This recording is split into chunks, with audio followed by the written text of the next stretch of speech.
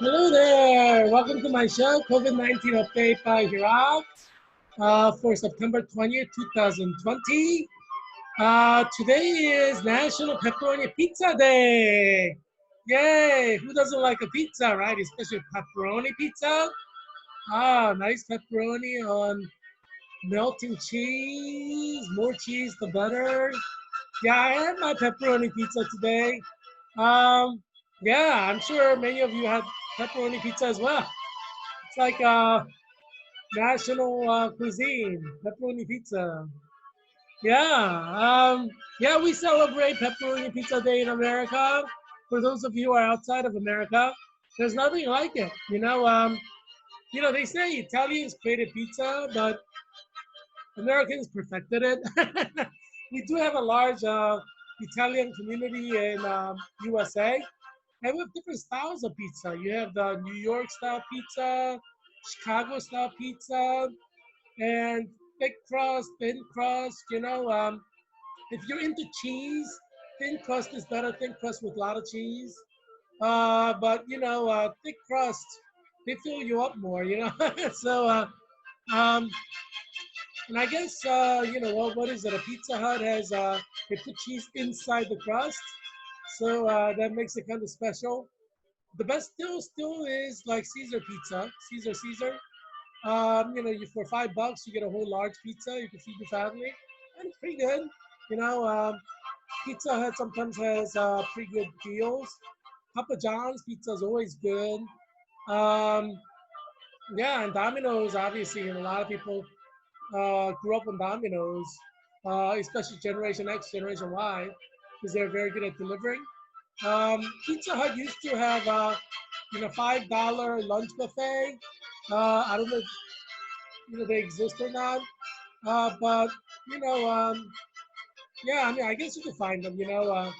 Yeah, the best buffets are still the Chinese buffets now. Like I have my favorite Chinese buffets in Arlington and Falls Church, and it's like all you can eat, and they include all kinds of seafoods and beef and uh, you know, um, yeah, sometimes steak and soups, noodles, desserts, sushi. I love Chinese buffet. Yeah, you're listening to Kosi Fun Tucci in the background. Yeah, so Cosi fan tutte, I actually saw my first Cosi fan tutte, which is an opera from Mozart in its entirety in Regensburg.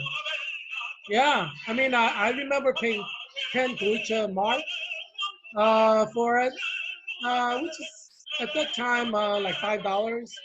And it was a student price. I went to Germany for uh, summer study at University of Regensburg, and I took three courses conducted in German. So the courses were completely in German. I was inducted into German National Honor Society at University of Pennsylvania, and I had like close to a minor. I think I was one course short of a minor, German minor, at University of Pennsylvania. Lena should be happy with that. Lena Knorr, she's a board member at Clinical Nurse Leader 2020 Georgetown University. She's German. I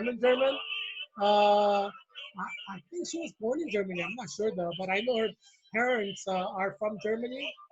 And Lena Knorr went to the German school in New York and is teaching at German school in Washington, D.C. I figure she'll continue teaching there because she continued teaching during clinical nurse leader program at Georgetown.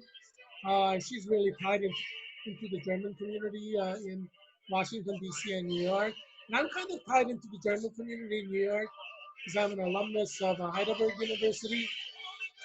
So I get invites from, Heidelberg House in Germany, in New York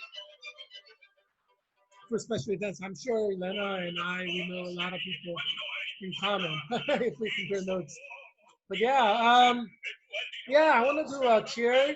CNL 2020, CNL 2020, Georgetown University, yay! It's exciting because um,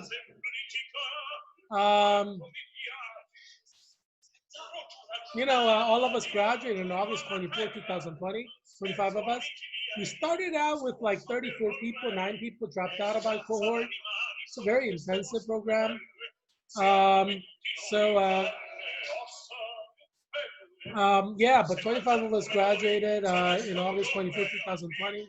I got 3.53 GPA, which was my final GPA at Georgetown Master's Program in Clinical Nurse Leader. 75 credits. It's a pretty intense program. 2 years, 6 semesters, fall, spring, summer, taking anywhere from like 12 to 20 credits per semester, a full-time course load. Very hard program. That's great that Lena found time to get back to her, um, ethnic group, German national group, cultural group.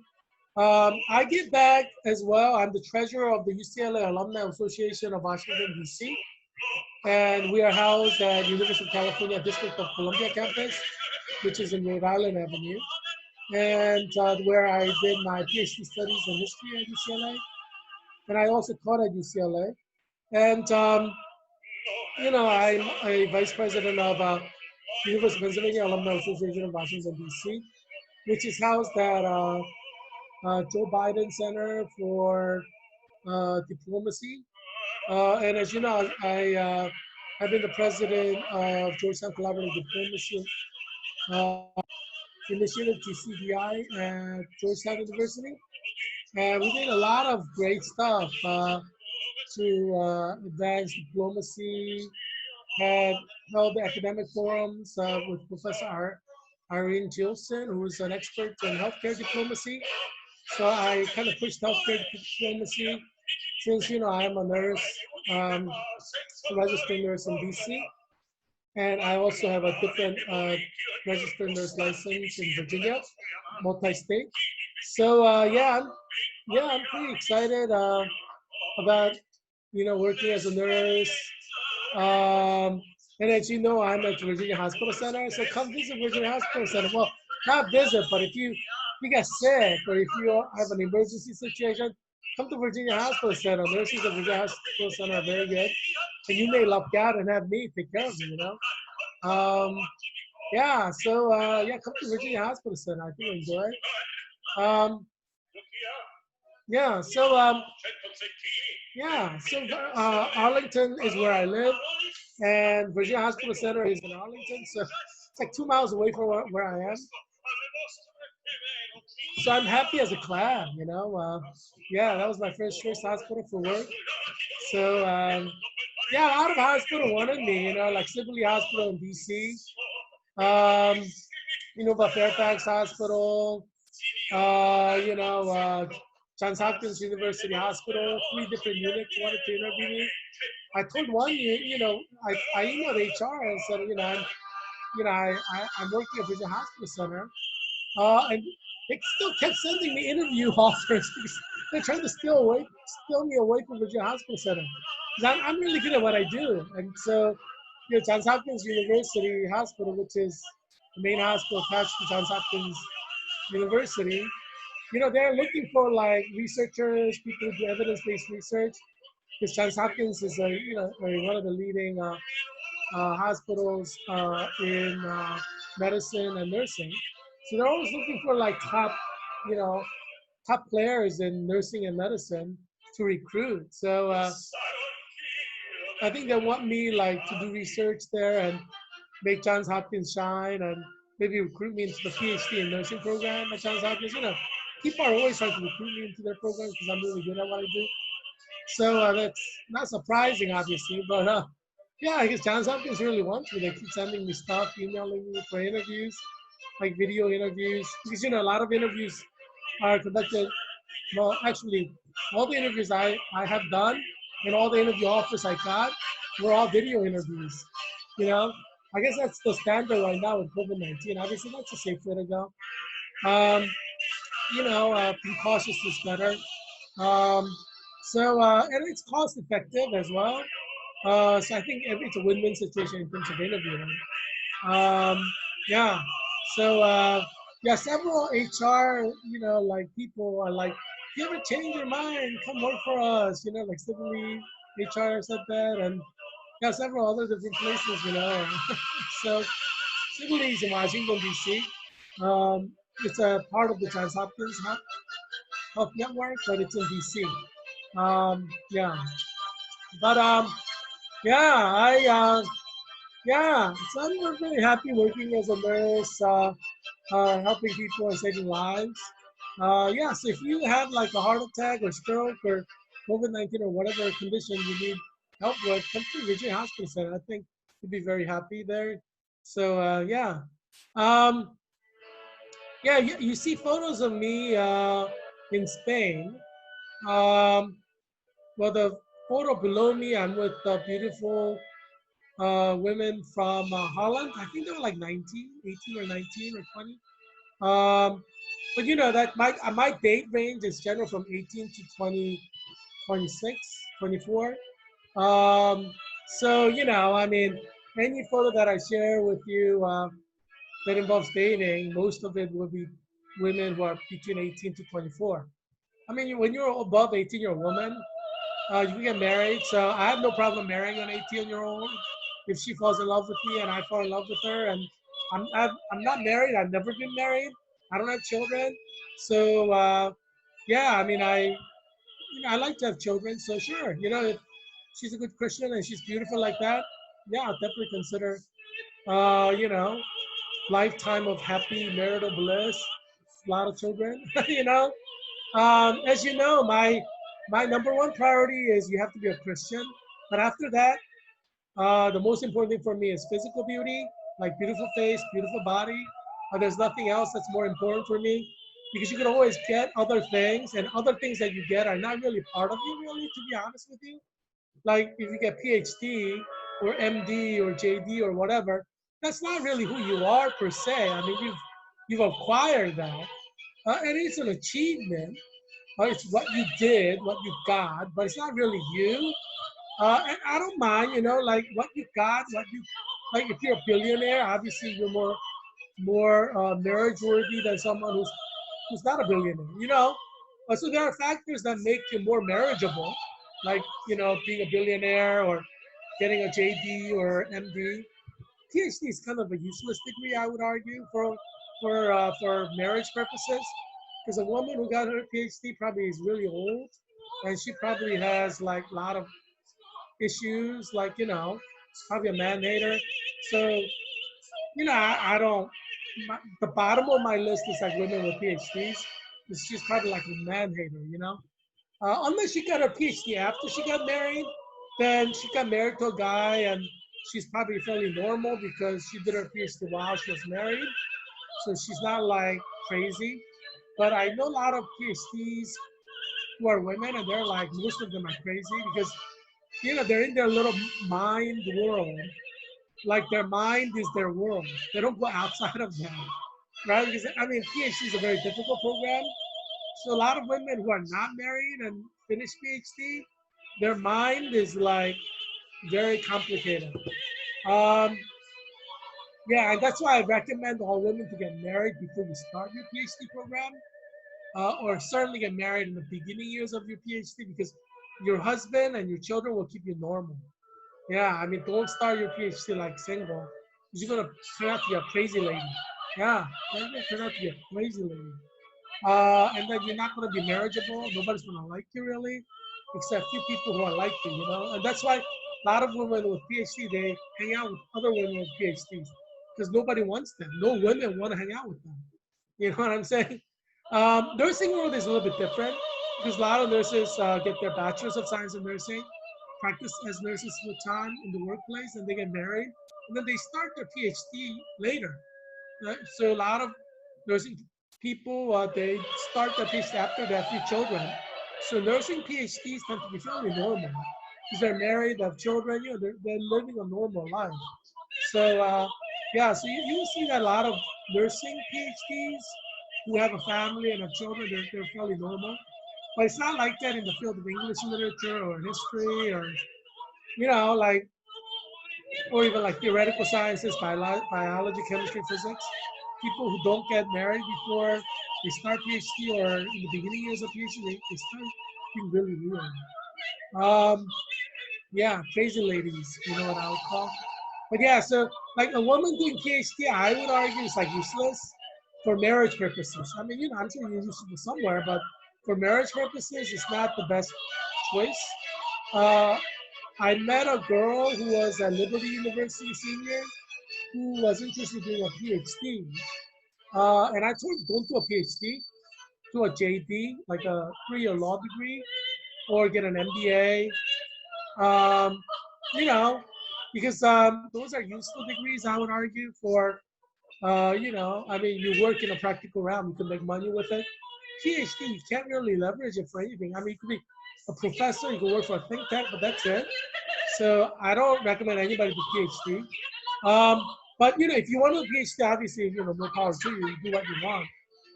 But I think PhD programs make women crazy, literally. Like, I mean, it makes men crazy too. So, I recommend women don't do PhD unless they are interested in doing like teaching at a college. Then you need a PhD. But make sure you get yourself married between 18 to 24, height of your beauty, and have children. You don't have to rush. Um, yeah, find your personal happiness. So that's my recommendation, but you do what you want. If you want to be a crazy lady, hey, you're a crazy lady.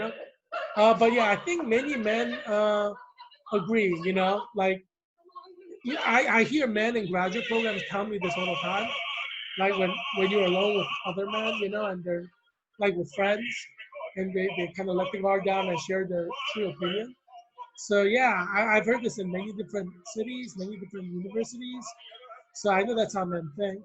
And you'll be hard pressed to find men who want to marry a PhD. Yeah, they don't want to do that because that bad experiences with female colleagues who are like PhDs. You're, so men generally don't want to marry like a PhD. So like, a woman entering PhD, she's bound to be unhappy in life, I would argue. Certainly in the romance department. That's why you should get married while 18 to 24 before you start the PhD. You can always do a PhD with your husband because you take like generally 3 courses per semester, which is 9 hours of classes. So the rest of the time you can be home with your children. You go for 3 classes, which are 3 hours each. It's you know, and now it's like all online. Get yourself married, and then you can easily do this program, while married, having kids. Yeah. So anyway, those two women are from Holland. Next to that is a German woman, also from Spain, actually a different beach, different city. Um, and next to that is another German girl, and they're both like 19.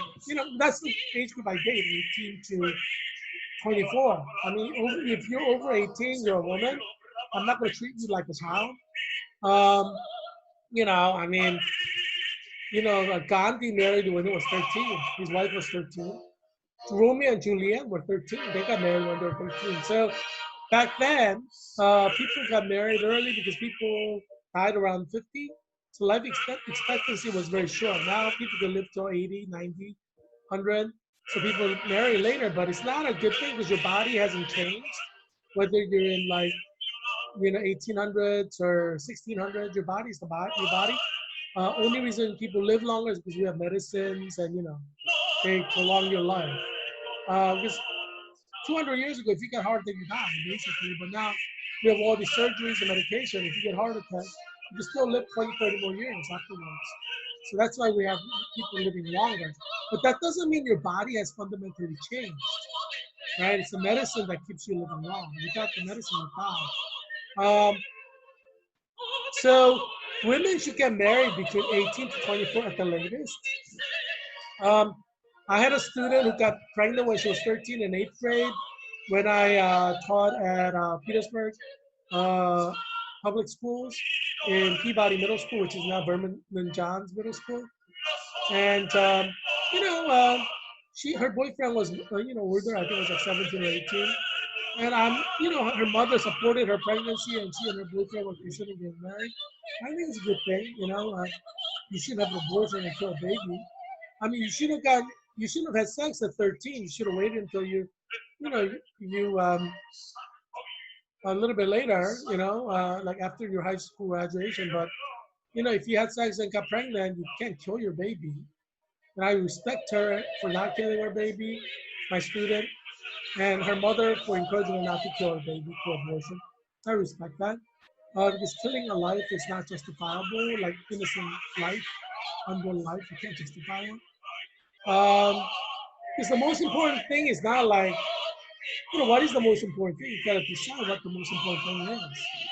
Um, and so I think she has her priorities straight, making sure that she doesn't kill her baby. Um, and her mother has priorities straight. They're normal people. Who would go and kill your own baby? You're a mental case. You have a psychological problem if you're going to go around and kill your baby.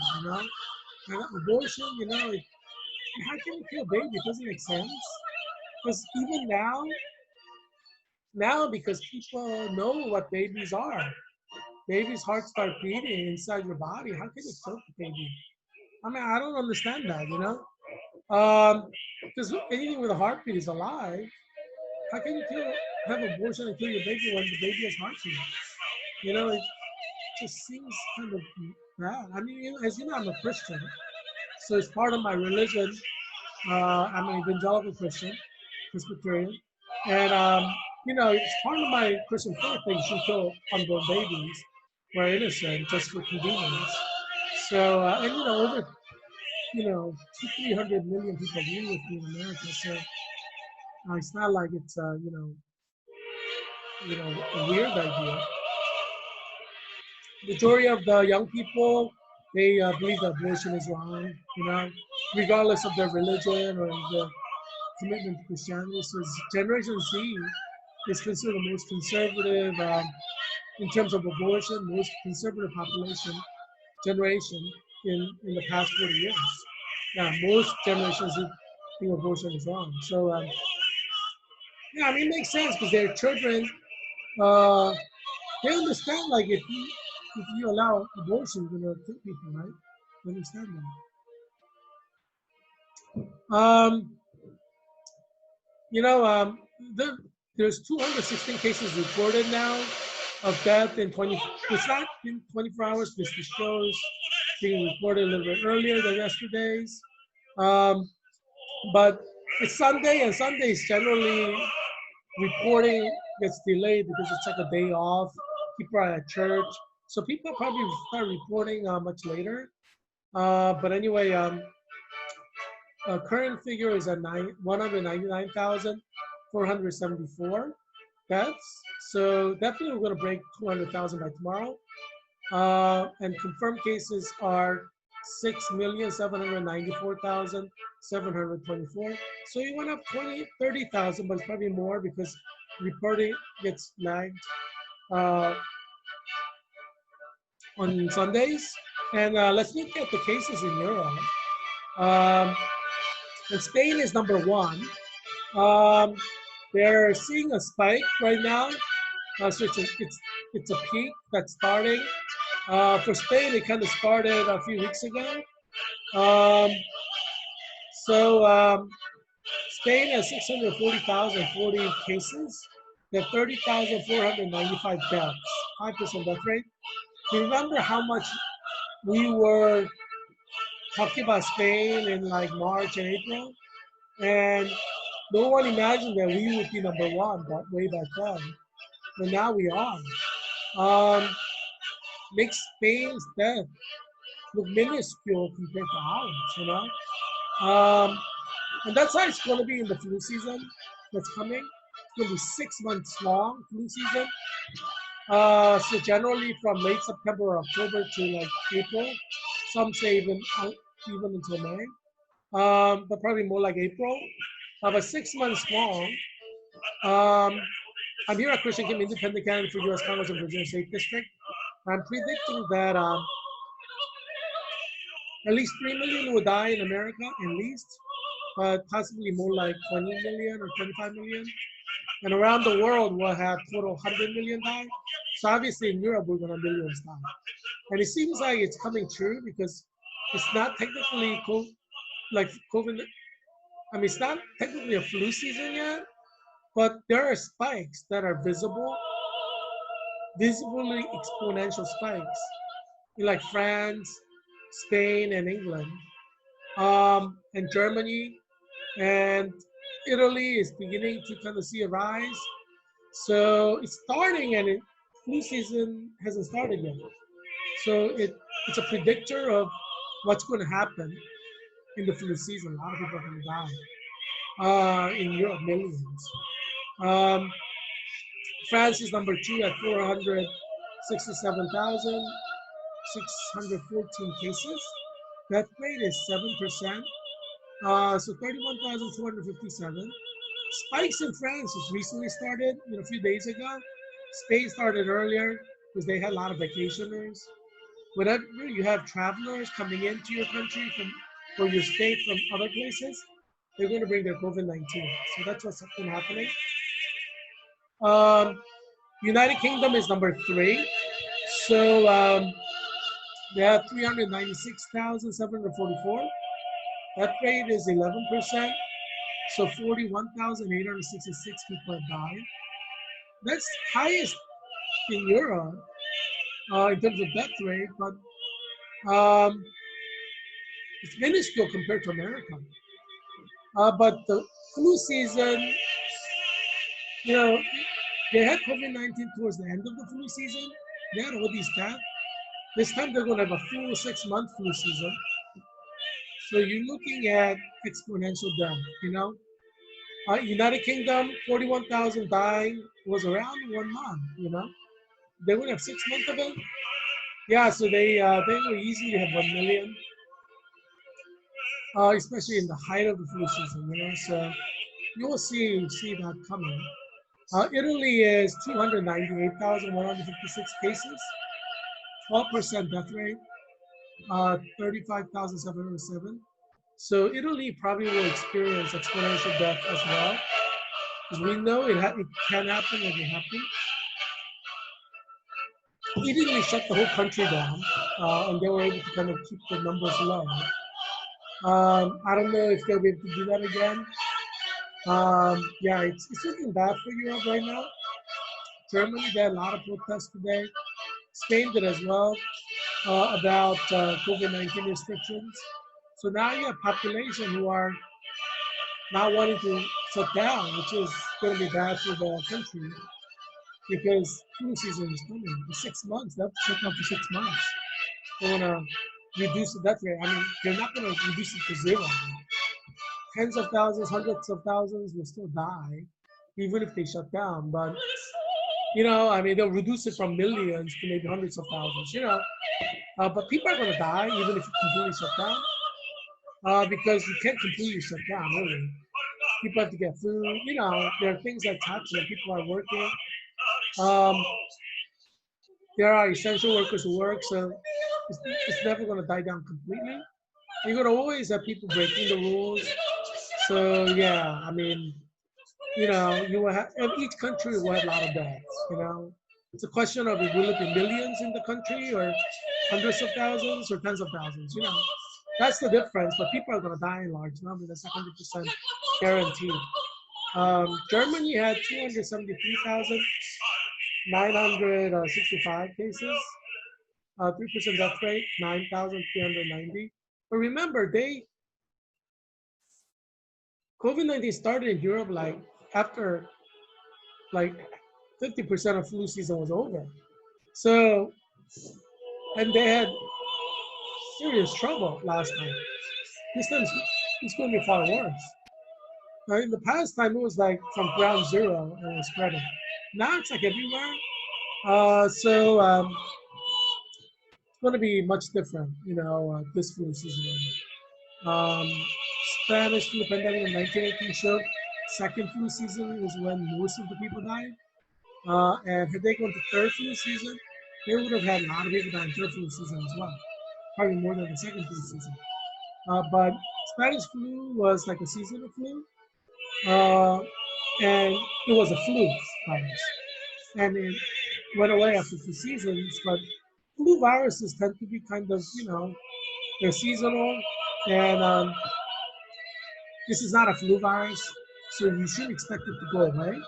Many experts are saying that COVID-19 is forever, and that's probably right. It's a 365 days a year virus. It's probably more like HIV virus, which is 365 days a year, has never gone away. The hepatitis C virus is 365 days a year virus, has never gone away. It's a different type of a virus in the sense that HIV attacks different things as hepatitis C, and COVID-19 affects different things as well. So they're two different viruses, but they're all similar in that they're all 365 days a year virus. And probably the most infectious virus is COVID-19. So that's the most dangerous virus, but they're in the same kind of group. It's a 365 days a year virus, and they're highly infectious, and none of them have vaccines. And I'm predicting that none of them will have vaccines in the near future. Obviously, hepatitis C and HIV virus, they've had vaccine research for much longer than COVID-19. But even after decades of research, don't have a successful vaccine. Everybody wants to develop an AIDS vaccine because it's a guaranteed Nobel Prize, but nobody succeeded. So I don't think COVID-19 will have a successful vaccine either. People don't even know what all the strains are. How are you going to develop a vaccine when you don't know all those strains? So it doesn't make sense. It's sad, but we have to face reality because it's only when you face reality and deal with the reality that you have a higher chance of surviving. But you can't live in a fantasy world. You have to live in the real world, deal with real problems, solve real problems, right? Lions are not going to sit around with lambs. It's never going to happen ever in this world. People can be idealistic, but certain things won't happen. It goes against laws of nature. And yeah. So lions will always eat the lamb. You know. Um, yeah. So COVID-19 world, a new COVID-19 peak in Europe. That's the big news right now. Cases are spiking. There are deaths that are rising, but obviously death will exponentially grow, especially in flu season. So France reports new daily record with 13,500 fresh COVID-19 cases. They confirm surge. So it kind of looks like news out of California, Texas, and Florida, right? In the summer. But in the summer, it's warmer weather outside. Um, you know, you don't really have cold in summer. Um, you don't have flu in the summer. A lot of illnesses, they don't exist in the summer, but in the winter it's different. In the winter, if you get 13,500 cases, or during the flu season, you're gonna have a lot more deaths. So it's not technically flu season yet, but if the rate of infection keeps up in the flu season, you're gonna have like 10% die. In certain countries like England, there's 11% die. You're gonna see that rate. So if they have 100,000 cases, there'll be 11,000 dying, in the flu season, or maybe more. Hospitals get compromised and nurses die. As you know, I'm predicting 10,000 nurses will die in the United States alone before Christmas because we're entering the flu season, and by Christmas we have a couple months of flu season. And we saw in New York in 1 month you have 30,000 die in just one city or one state surrounding the city, right? The suburbs and stuff where people work generally. So that's going to be happening in every major city in America, in New York City, Philadelphia, Washington, D.C., Charlotte, North Carolina, um, Charleston, South Carolina, Atlanta, Georgia, Dallas, Texas, Houston, Texas, California, Los Angeles, San Francisco, San Diego, Chicago, in Illinois, Detroit, in Michigan, St. Louis in Missouri, Cincinnati in Ohio, Cleveland, Ohio, St. Paul, Minnesota, So you're gonna have every major city is gonna be like New York in the flu season. So some of these cities will have like 30,000 deaths in the first month, flu season, first month. Some will have more, some will have less. But you know, we're gonna have a lot of people die. And obviously nurses are at the front line. So you're gonna have a lot of nurses dying from COVID-19. So that's why I'm predicting like 10,000 minimum nurses will die before Christmas. And virus has mutated. So what I'm calling the Florida virus, COVID-19 is mutated to infect 20-year-olds, a lot of new nurses who are 20s. So many of them are going to die in the flu season because virus has mutated to infect them. And in the flu season, symptoms will be serious. It's not like summer. You know, summer everything is warm. You know, people still die, but you know, it's a different situation. Flu season is completely different. So you can have a lot of nurses that, or nurses, a lot of them will die, but even some young nurses will die. And some young nurses have conditions like asthma or some kind of condition that would make them prone to death if they get COVID. So it's going to be pretty bad in the flu season. Yeah, and I'm predicting like 5 out of 25 of us, including the nurse leader 2020 at Georgetown, will die. Obviously, I don't want them to die. I love you guys, but we're faced with reality, and so it's something that I think is possible, and we have to recognize that it's possible, so that you're careful. You know, because the more careful you are, you have a better chance of survival. Recognizing that you can die from COVID makes you more careful and not cavalier, right?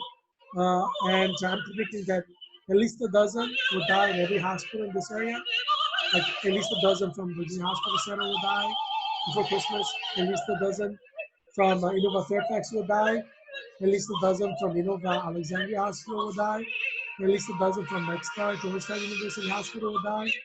At least a dozen from MedStar Washington Hospital Center will die.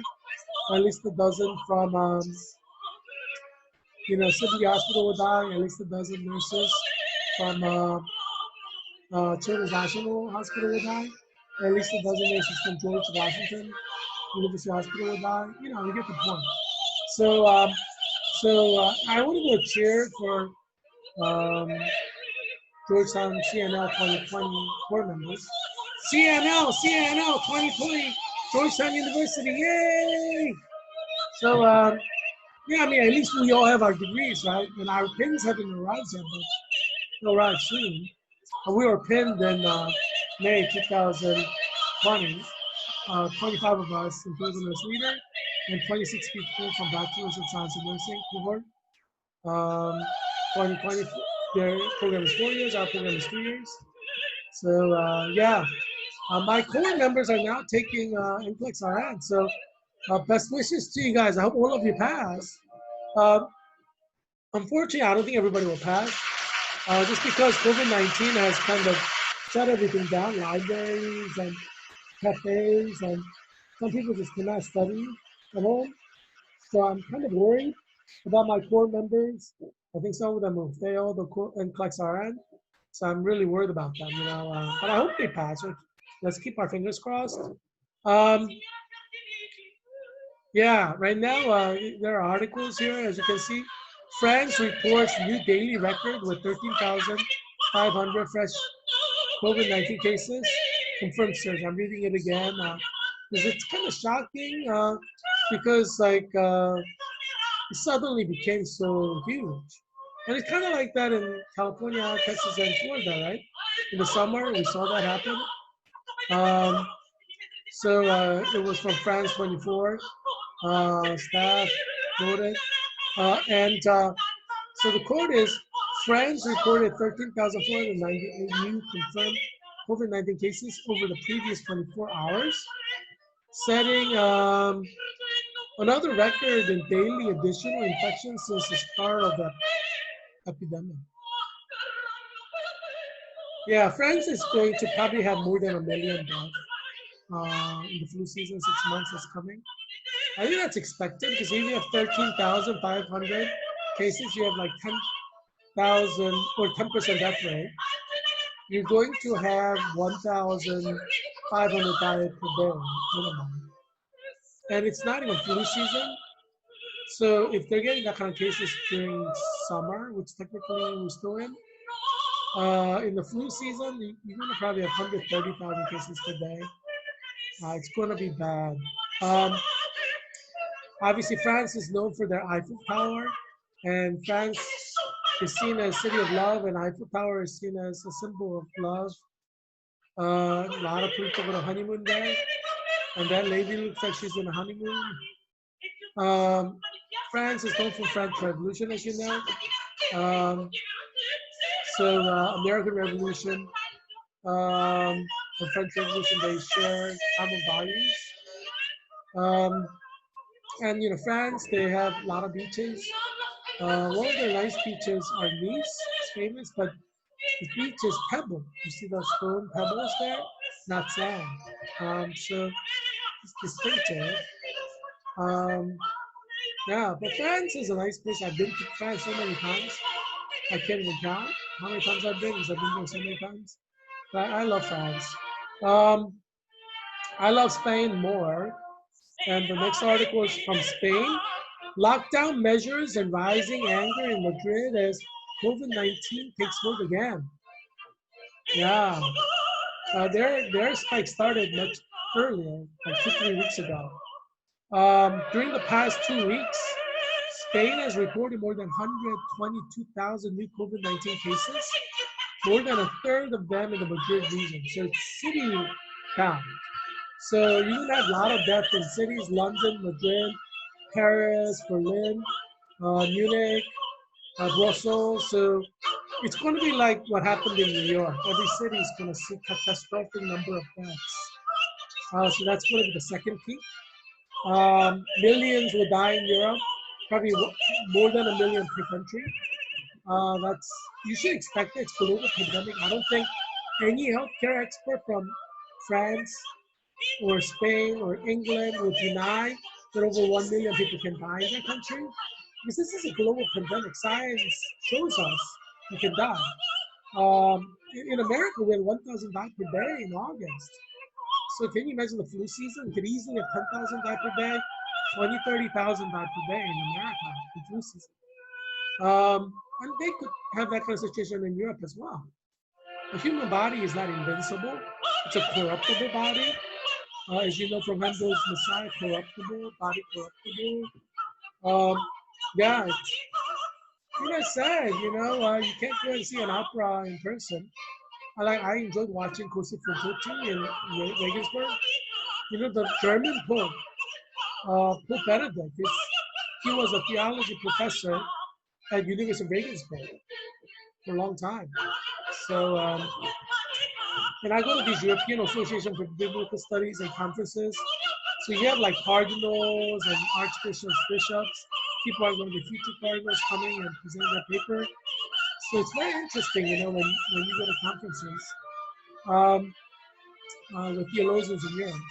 And even in America, you have people who are going to be cardinals and bishops, archbishops who come to conferences, and present and hear you present. In England, in the Jesus College emblem there, as you know, I'm a permanent member of Jesus College, Cambridge. England has a situation where, things are bad.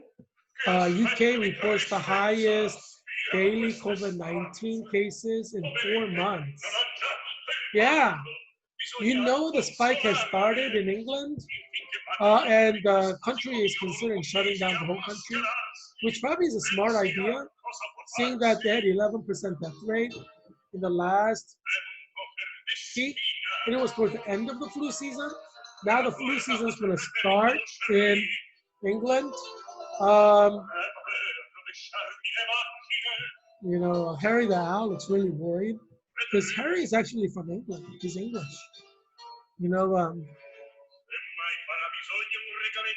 Yeah, Harry's worried because his friends and relatives in England, he's like, they're going to die. Yeah, a lot of them will die, we saw how many people died in England during the last, it was towards the end of the flu season. England's going to have a complete flu season, 6 months of it. So yeah, more than a million will die in the United Kingdom. That's like basically guaranteed.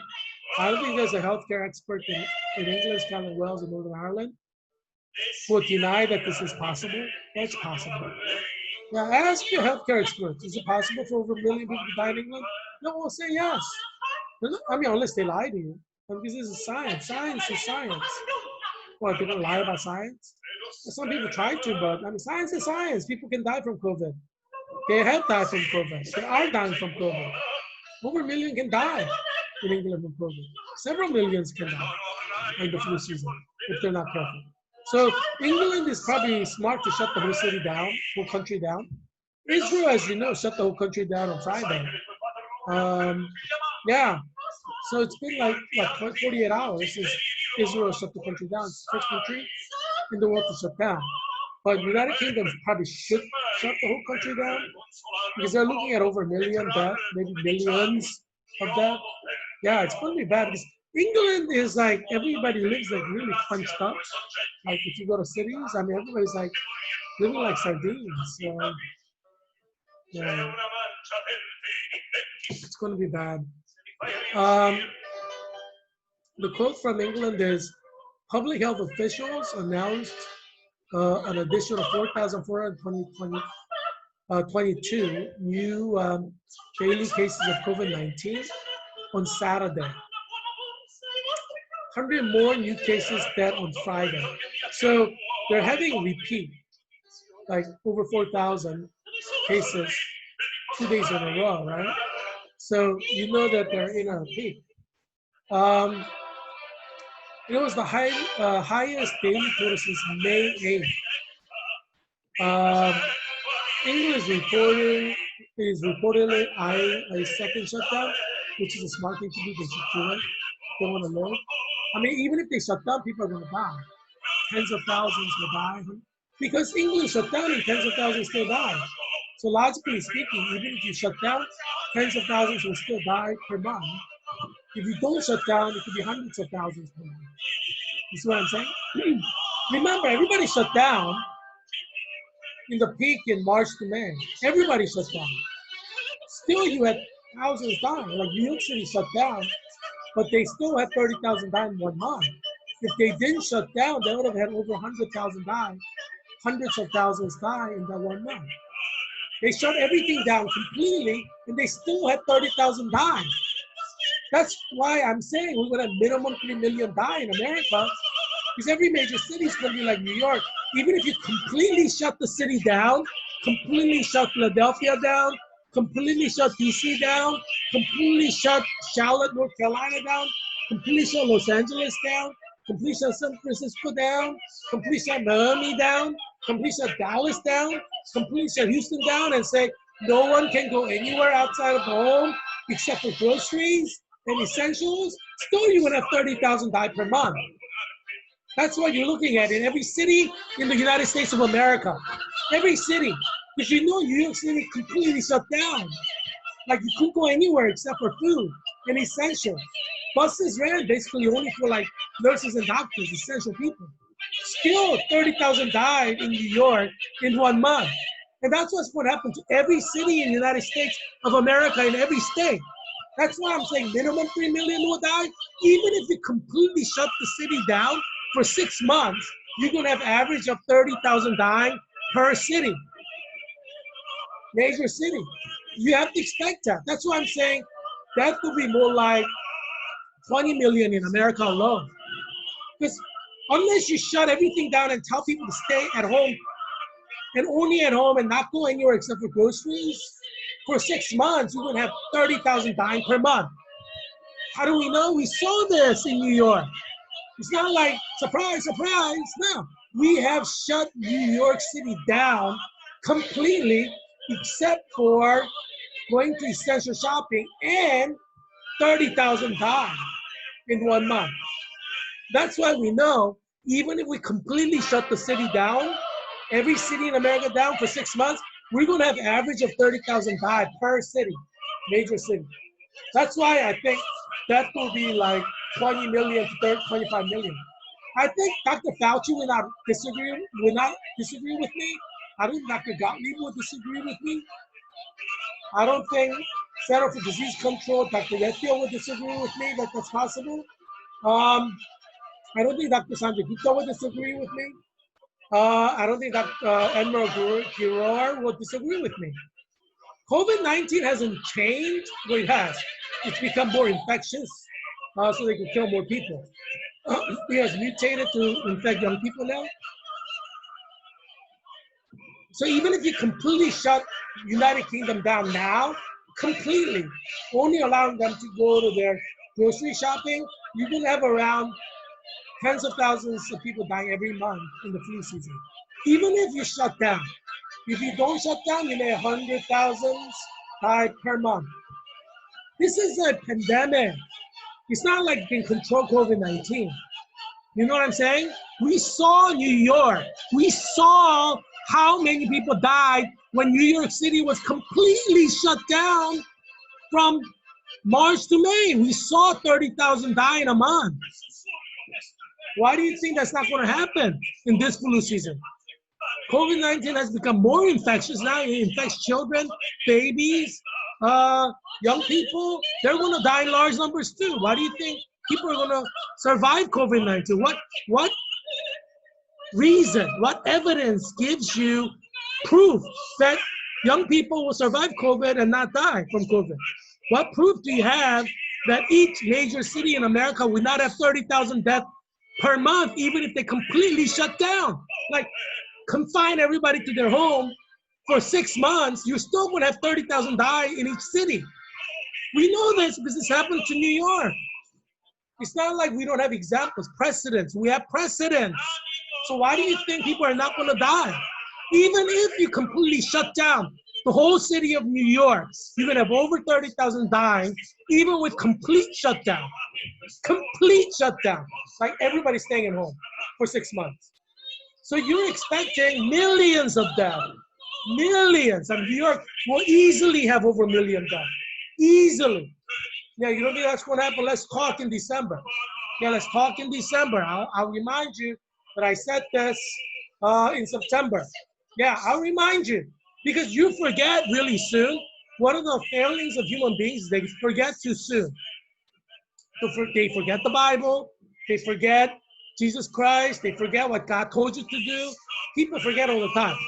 And Bible, emphasizes this. Why do you keep forgetting the Torah, the Ten Commandments, the Word of God? People forget too quickly. You have already forgotten what it was like in April 2020 in America. England has forgotten what it was like in April 2020, March 2020 in England. They forgot. Madrid, Spain has forgotten what it was like in March 2020. They've forgotten. They've forgotten already. Even after all those deaths, they've forgotten. That's the failings of human beings. We forget. That's why history keeps repeating itself, because you forget. What gives you the idea that 30,000 people will not die per month in New York, even with 100% complete shutdown? What evidence do you have? What proof, scientific proof do you have that less than 30,000 will die per month in New York State, even with 100% complete shutdown? Give me proof. Give me evidence, whether you're Center of Disease Control, whether National Endowment for Humanities, National Institutes for Health, whether you're World Health Organization, whether you're NHS, National Health Service in England.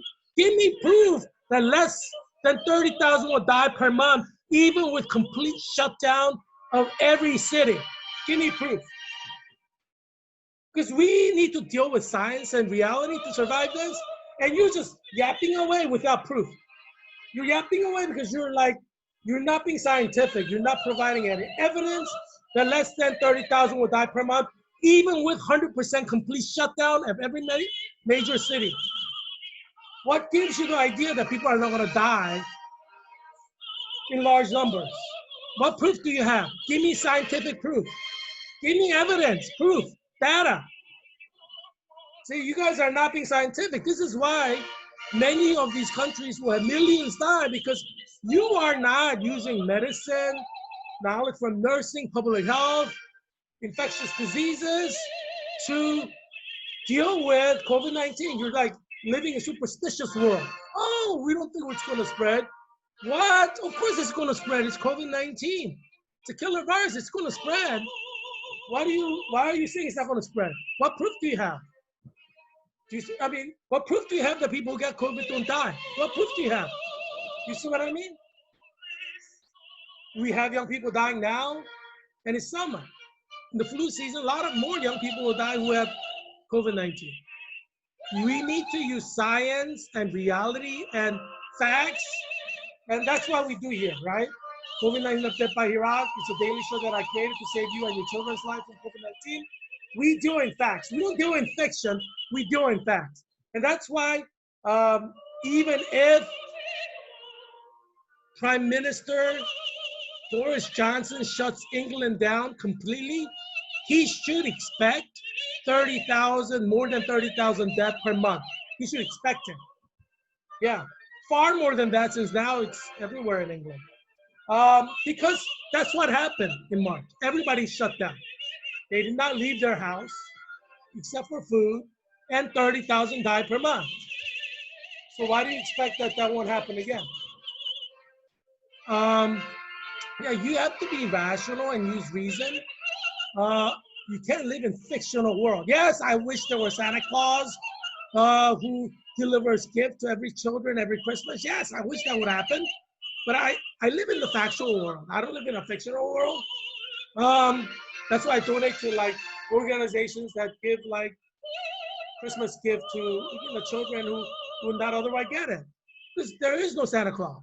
I'm sorry. I mean, this is an adult show, so no children should be watching this anyway. But yeah, I don't want to break any children's perception of Santa Claus.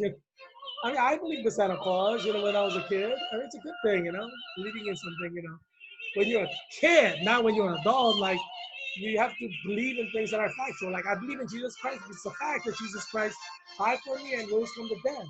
I believe in Jesus because it's a fact, not because it's fiction. You see what I'm saying?